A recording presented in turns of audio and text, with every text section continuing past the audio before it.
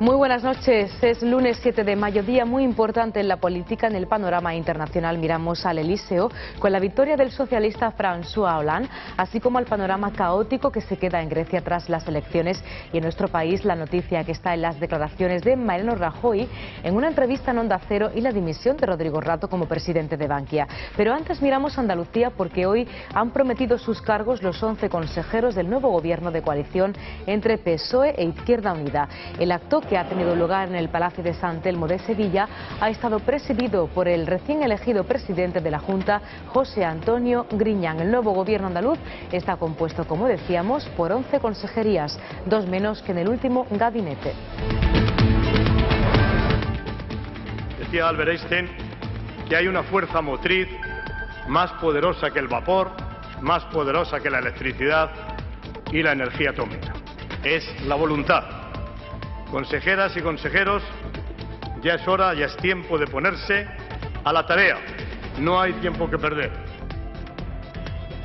Y como les contábamos, Rodrigo Rato presentaba su dimisión al frente de Bankia y de su matriz Banco Financiero y de Ahorro por considerar que es lo más conveniente para esta entidad, y ha propuesto como sustituto a José Ignacio Goirigolzarri, según afirma en un comunicado. La inesperada salida de Rato, que hasta ahora había defendido la viabilidad en solitario de Bankia, se produce en un momento complicado para la entidad debido a las dudas que ha generado a su alta exposición al sector inmobiliario, su morosidad y tamaño, uno de los más grandes de España.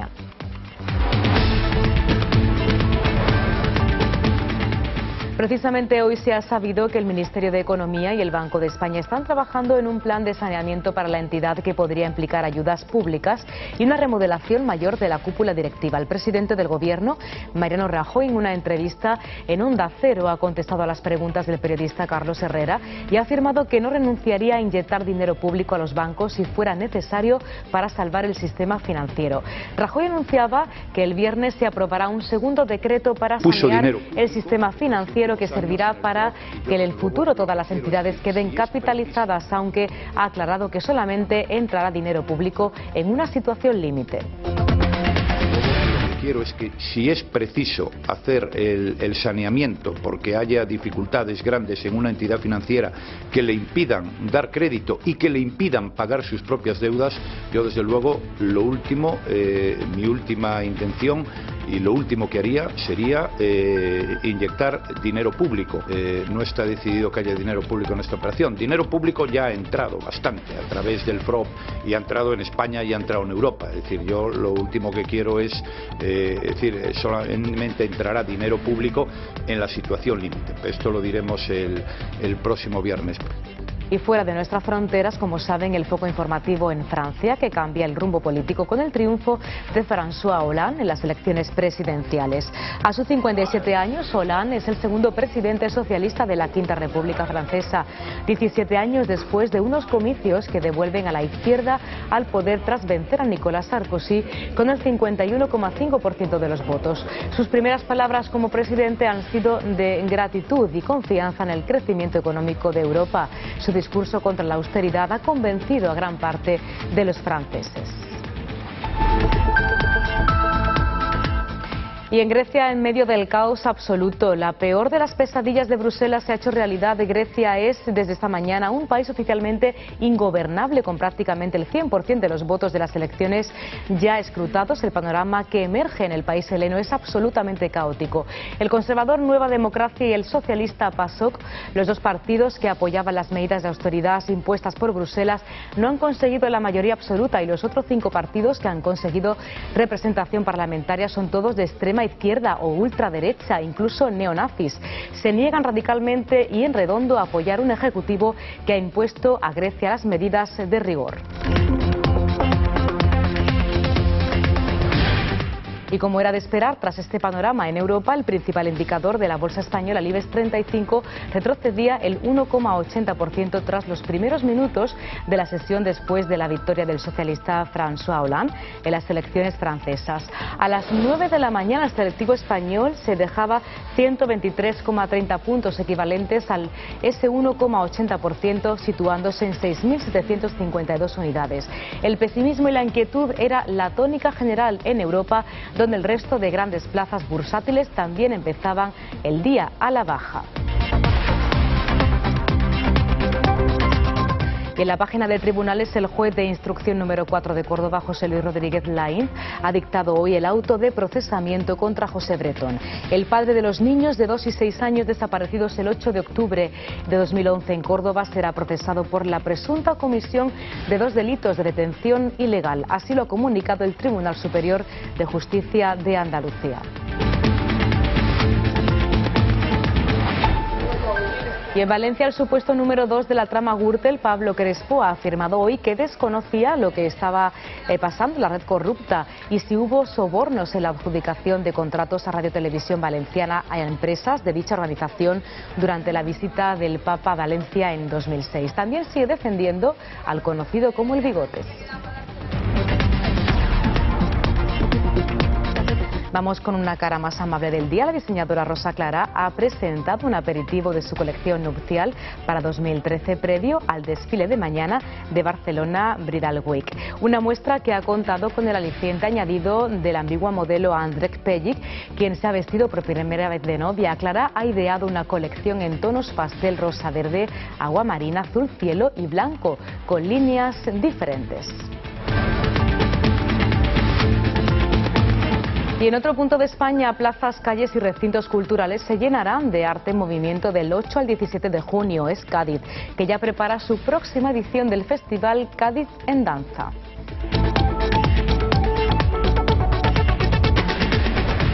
Vamos a cambiar de tónica también porque hablamos ahora de deportes, pero en este caso nuestro compañero Hugo Vaca, como cada día, y nos va a contar pues todo lo acontecido este fin de semana en un sábado muy intenso que terminó con polémica. Hugo, buenas noches. Efectivamente, no podía ser buenas noches, Anabel, no podía ser de otra manera.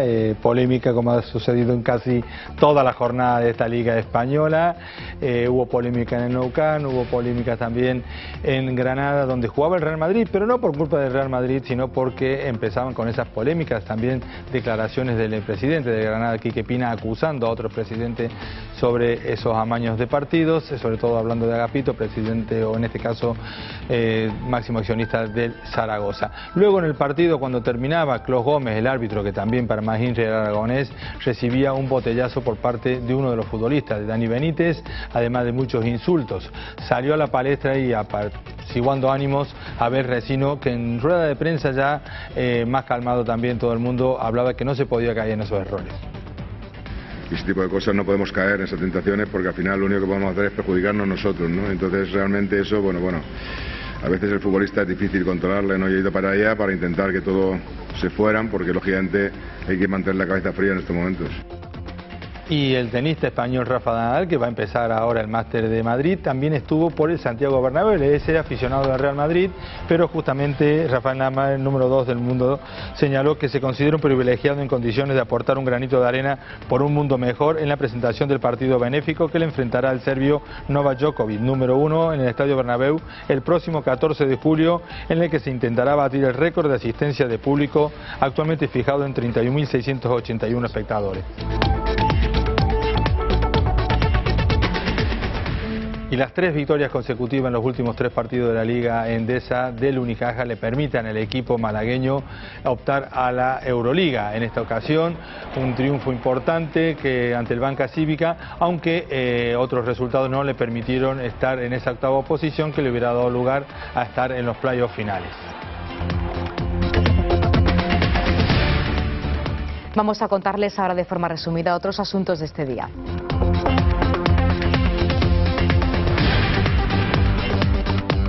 Un juez se compromete a ordenar el cotejo de ADN de una mujer y de una joven de 31 años en el marco de la investigación sobre bebés robados.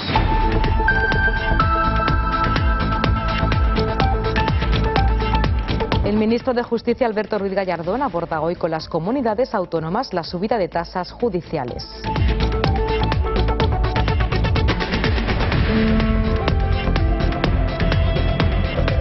Repsol lanza su primera ofensiva legal contra la expropiación de YPF en Argentina.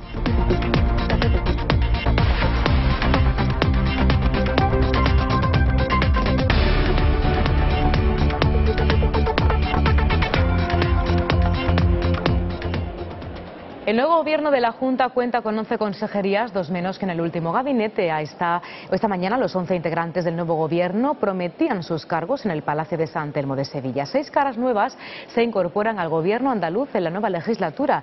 Los 3 representantes de Izquierda Unida, Diego Valderas como vicepresidente y consejero de Administración Local y Relaciones Institucionales, Rafael Rodríguez como consejero de Turismo y Comercio, Elena Cortés, consejera de Fomento, además de la secretaria de Organización del PSOE andaluz, Susana Díaz, como consejera de Presidencia e Igualdad, Luis Planas como consejero de Agricultura, Pesca y Medio Ambiente y Emilio de Lleras Suárez Bárcena, fiscal de la Audiencia Provincial de Sevilla, como consejero de Justicia e Interior.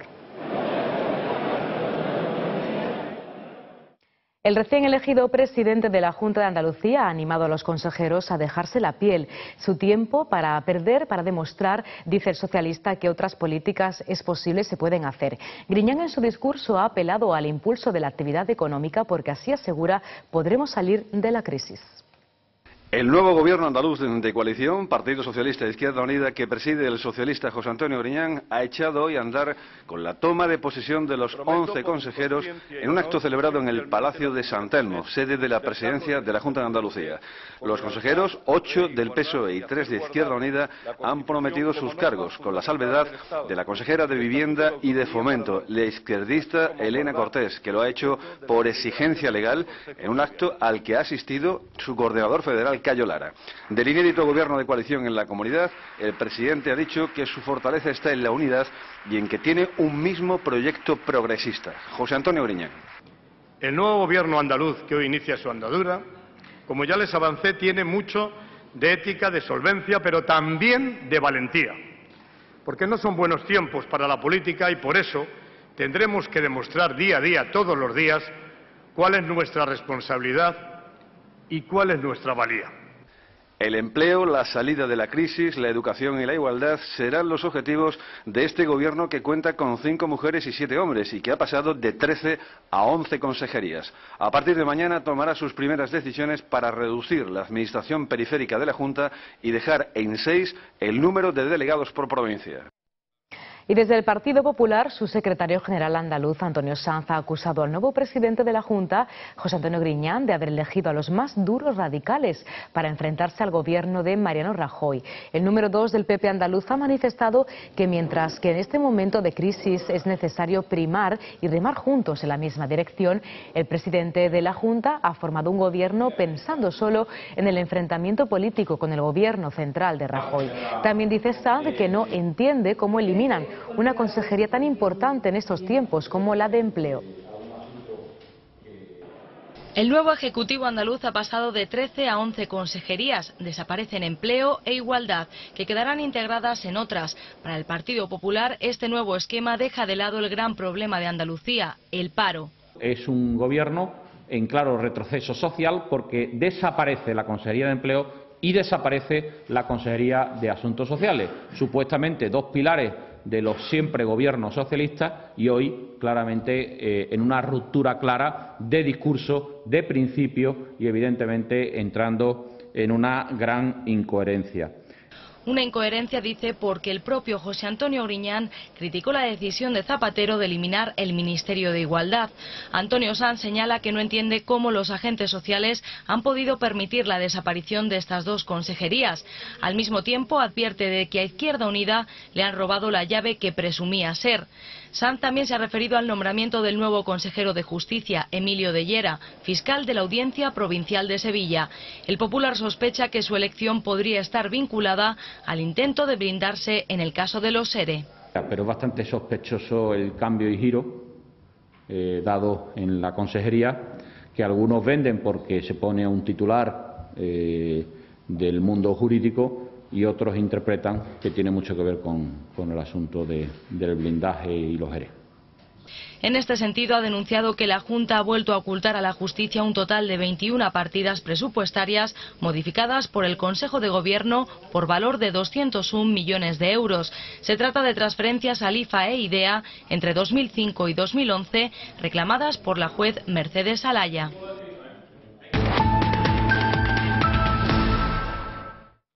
Primera entrevista de Mariano Rajoy desde que saliera presidente del Gobierno. Lo ha hecho en Onda Cero, entrevistado por Carlos Herrera. Ha hablado del déficit de nuestra credibilidad en Europa, de las medidas de recortes no deseadas pero necesarias a su juicio y de la herencia que nos ha dejado el anterior Gobierno socialista.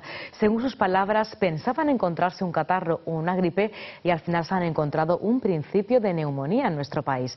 Rajoy ha descartado una posible intervención a España, indicando que no es un tema que le genere dudas y preocupación porque su prioridad ahora es el paro. El paro junto a la falta de inversión son dos de los grandes problemas de nuestro país. Según Rajoy, en relación al sistema bancario, ha detallado que sin inversión no hay empleo. Por ello, ha recalcado que este viernes se tomarán medidas para que todo el mundo sepa que las entidades financieras son solventes. Rajoy admite que se podría usar dinero público para rescatar a los bancos. Lo ha dicho durante una entrevista en Onda Cero, en la que ha anunciado un nuevo plan para el sector financiero. Es muy probable que este viernes anunciemos, insisto, decisiones importantes sobre el sistema financiero. Ya se puso dinero público en los últimos años en el FROP y yo desde luego lo que quiero es que si es preciso hacer el saneamiento porque haya dificultades grandes en una entidad financiera que le impidan dar crédito y que le impidan pagar sus propias deudas, yo desde luego lo último, mi última intención y lo último que haría sería inyectar dinero público. Prestar dinero público, que ya se ha prestado en muchas ocasiones. Ahora, si eso fuera necesario para conseguir el crédito, para salvar el sistema financiero español, yo no renunciaría, como han hecho todos los países de la Unión Europea, a inyectar dinero público. Este decreto servirá para eliminar las dudas de los inversores sobre la banca española, para que las entidades puedan volver a financiarse en los mercados. Bueno, estamos elaborándolo en este momento, yo no quiero adelantar acontecimientos, pero el objetivo fundamental, insisto, es que ya no haya dudas, haya claridad y conseguir que los bancos españoles puedan, cosa que hoy no pueden, financiarse fuera de España. En este sentido, el Gobierno podría preparar también un plan de saneamiento para Bankia, con ayudas públicas y cambios en la alta dirección, según fuentes oficiales. Su gran exposición inmobiliaria y su alta morosidad han provocado la alarma. Rajoy se refirió así al lastre inmobiliario del sector. Entonces yo lo que quiero y lo que pretendemos es que esas viviendas se fije su precio real, aunque pierdan dinero todos los promotores y los bancos, se fije su precio real y se saquen a la venta. Esa es la operación que tenemos en marcha y esa es la operación de la que vamos a tratar, como le he dicho antes, en el Consejo de Ministros del próximo viernes. Estas declaraciones de Rajoy se producen días después de que el Banco Central Europeo instara a España a ejecutar una reforma de su sector financiero. Pues precisamente el presidente de Bankia, Rodrigo Rato, anunciaba después su dimisión como presidente de la entidad. Rodrigo Rato justificó su dimisión para que no se entienda que las eventuales ayudas públicas han sido decididas para favorecer a una persona ligada al PP. Rodrigo Rato ha presentado oficialmente su dimisión al frente de Bankia y de su matriz Banco Financiero y de Ahorro. En un comunicado, Rato, que accedió en enero de 2010 a la presidencia de Caja Madrid, asegura que su renuncia es lo más conveniente para la entidad, para cuya presidencia propone a José Ignacio Irigoizarri. La inesperada salida de Rato, hasta ahora defensor de la viabilidad en solitario de Bankia, se produce en un momento complicado para la entidad, por las dudas que genera su alta exposición al sector inmobiliario, su morosidad y su gran tamaño. Precisamente hoy se conocía que el Ejecutivo prepara un plan de saneamiento que podría implicar ayudas a través del FROP para la entidad. Una posibilidad, la de inyectar dinero público, que hoy también dejaba abierta si se llegara a una situación límite el propio presidente del Gobierno. En una entrevista en Onda Cero manifestaba, no obstante, que su última intención sería hacerlo para salvar Bankia. La noticia del plan de saneamiento calaba en el mercado y producía inmediatamente un duro revés a las acciones de la entidad, con caídas superiores al 5%. Tras la renuncia de Rato, los títulos volvían a caer, en esta ocasión hasta los 2,36 euros. Y el presidente del Banco Santander, Emilio Botín, ha asegurado que las entidades financieras quieren prestar dinero para poner en marcha proyectos que permitan reducir los índices del paro. De este modo, Botín ha aplaudido la reciente apuesta del Gobierno de Cantabria, un foro de encuentro entre administración y empresarios para generar y acelerar las inversiones en la región sobre 5 ámbitos estratégicos. El presidente ha reconocido que 2012 es un año muy difícil para la economía de España. Por ello, pide un esfuerzo al Gobierno, oposición, sindicatos y empresarios para lograr que esta situación mejore en el próximo ejercicio. La reducción del déficit de las comunidades autónomas es uno de los principales retos del Gobierno central, pues según datos del Banco de España, la comunidad andaluza es, junto con la de Valencia y catalana, la que tienen que hacer frente este año a un mayor volumen de vencimiento de deuda. Como ejemplo, Andalucía tendrá que devolver 1.280 millones de euros entre déficit y préstamos. Por el contrario, entre las que menos vencimientos afrontan en 2012 se sitúan País Vasco, Navarra, Madrid y Galicia. En un nuevo golpe a la imagen de las regiones españolas ante los mercados, este viernes la agencia de calificación de riesgo Standard & Poor's rebajó la nota de 9 comunidades autónomas. Esta desconfianza obligó a algunas autonomías a pagar por su deuda más que algunos países rescatados como Portugal. Y el Partido Popular rompe el pacto con el Endacari y pide elecciones anticipadas. Esta legislatura, que concluye en marzo de 2013, pudiera darse por terminada para después de este verano. Con este ritmo, la cita con las urnas podría llegar entre octubre o noviembre. El anuncio de ETA del fin de su terrorismo armado marcó el comienzo de las diferencias entre el Endacari y Basagoiti. El PP vasco da por terminado el acuerdo rubricado hace 3 años con el Partido Socialista de Euskadi, que propició la investidura de Patxi López al frente de la Lehendakaritza. Una decisión esperada después de que el Lehendakari planteara recursos de inconstitucionalidad contra los ajustes aprobados por el gobierno de Mariano Rajoy. Pero además el líder de los populares vascos asegura que a Patxi López le está faltando firmeza frente a la izquierda abertzale, y todo ello, dice, supone un agotamiento del gobierno vasco y urge a un adelanto electoral. Entrevistado en Punto Radio, Antonio Basagoiti ha dicho que se reunirá en breve con el Endacari para explicarle su postura y ha asegurado que Rajoy no la conocía de antemano, algo que el propio presidente del gobierno daba a entender hoy en otra entrevista, cuando restaba importancia al recurso de inconstitucionalidad y no quería cuestionar el apoyo de su partido al PSE. La Lehendakaritza pide por su parte a Basagoiti que explique qué punto del acuerdo se ha incumplido que justifique su ruptura, y cree que anunciarla en una radio no es lo más adecuado. Mañana Patxi López dará su opinión al respecto y explicará las consecuencias. Pues el ministro de Interior, Jorge Fernández Díaz, ha afirmado este fin de semana que el Gobierno no reconoce ninguna legitimidad a la denominada Comisión Internacional de Verificación del Alto al Fuego. Unas declaraciones que el titular de Interior hizo tras el anuncio del diálogo de la banda terrorista ETA. La secretaria general del PP, María Dolores de Cospedal, aseguró que los únicos verificadores del fin de la banda son las fuerzas de seguridad del Estado. ETA y las exigencias de disolución a la banda se cuelan en las declaraciones políticas del día. Desde Barcelona, el ministro del Interior quita legitimidad a los verificadores del alto el fuego y asegura que el Estado tiene mecanismos más que suficientes para supervisar el proceso. Y mire, para verificar si ETA se disuelve no necesitamos de verificadores internacionales o no, los tenemos. Con la Guardia Civil y con la Policía nos basta y nos sobra para verificar si ETA efectivamente se disuelve, que es lo que tiene que hacer. En esta misma línea se ha pronunciado la secretaria general de los populares. En un acto del partido en Mérida, María Dolores de Cospedal ha dicho que el Gobierno no necesita ningún verificador de nada, ya que España es una democracia.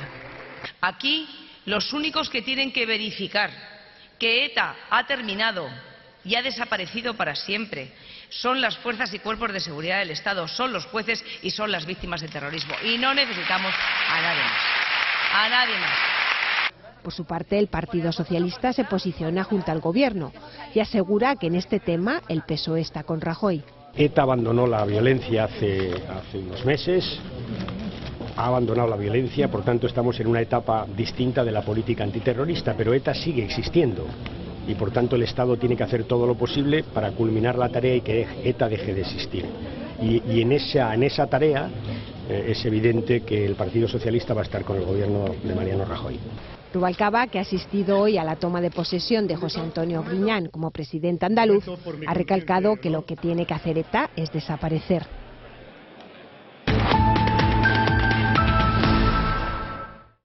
Miramos ahora a Francia. El Elíseo vive desde este momento un cambio de color político. François Hollande ha ganado las presidenciales con el 51,5% de los votos frente a un Nicolas Sarkozy que ha conseguido el 48,5%. A sus 57 años, Hollande se convierte en el segundo presidente socialista 17 años después de la Quinta República Francesa. 17 años después de Mitterrand, Francia volverá a tener un jefe de Estado socialista. Otro, François Hollande, ha resultado vencedor en la segunda y definitiva vuelta de los comicios presidenciales, lo que le convertirá a sus 57 años en el 7º presidente de la República. El primero en reaccionar ha sido el presidente saliente. Aclamado por los suyos, Nicolas Sarkozy ha reconocido su derrota y ha deseado buena suerte a su rival socialista. Es una elección democrática republicana, ha dicho, y debe ser respetada. La victoria de Hollande es un castigo para un Sarkozy desgastado por la crisis y también una apuesta por recuperar las políticas de inversión que fomenten el crecimiento más allá del mero rigor fiscal. Hollande ha dicho que una de las primeras cosas que hará en su nuevo cargo será viajar a Berlín para exigir a Angela Merkel una reforma del Pacto Europeo de Disciplina Fiscal. Y en Grecia reina el caos, los peores augurios se cumplían. Las formaciones políticas partidarias de continuar con las políticas de austeridad y recortes no tienen la mayoría suficiente para formar un gobierno tras las elecciones generales celebradas el domingo. En total, 7 partidos han entrado en la Cámara, la más fraccionada de la historia de este país. El voto griego ha condenado con dureza los recortes. Grecia acaba con 4 décadas de bipartidismo y se dirige ahora hacia una nueva e inestable coalición tras las elecciones. Los conservadores de Nueva Democracia fueron el partido más votado, pero no tienen mucho que celebrar, ya que el 19,6% de los sufragios conseguidos no les permitirá gobernar en solitario. Los socialistas del PASOK obtuvieron el 13,5%. Juntos sumarán poco más del 32% de los votos, dificultando la próxima formación de gobierno. El resto de partidos que entrarán en el Parlamento son frontalmente contrarios a los ajustes, como la coalición de izquierdas radical Syriza, que se quedó en segundo lugar con el 16,4% de los votos. La crisis económica ha propiciado además el crecimiento de los partidos extremistas, entre ellos el neofascista Amanecer Dorado, que de ser un fenómeno marginal ha recibido el apoyo de casi el 7% de los electores y tendrá un grupo parlamentario de 21 diputados. Estos cambios políticos y económicos tras los resultados electorales en Francia y Grecia desataron una nueva oleada de incertidumbre en los mercados esta mañana. Las bolsas europeas sufrieron un severo revés en la apertura. El IBEX, a diferencia del viernes, no logró hacer frente a estas presiones y en su caída puso fin a prueba al nuevo soporte de los 6.700 puntos en zona de mínimos de 2003. Bankia se encontraba en el punto de mira de los inversores. La prima de riesgo superaba los 420 puntos y el euro perdía los $1,30. La derrota de Nicolas Sarkozy en el Elíseo y la fragmentación del Parlamento griego ponían en riesgo el frágil consenso político que reinaba en la zona del euro durante los últimos 2 años. Las bolsas se recuperan de las caídas sufridas a primera hora de la mañana. En su apertura acusaban los efectos de las elecciones en Francia y Grecia, pero la mayor parte de los valores del selectivo cotizaban ya en verde a la 1 de la tarde. BBVA y Santander subían tras protagonizar los descensos de la mañana. No reducía pérdidas Bankia, que continuaba liderando los descensos. La prima de riesgo se relajaba y marcaba los 419 puntos después de abrir al alza. En el resto de Europa los mercados también recuperaban terreno. A mediodía el índice de Milán volvía al positivo después de empezar con una caída del 1,7%. Con Londres cerrado por festivo, París y Berlín también reducían descensos, aunque sus índices seguían en rojo. En Asia los mercados más importantes bajaron por la incertidumbre tras los comicios. El Nikkei japonés cerró con una caída del 2,8%.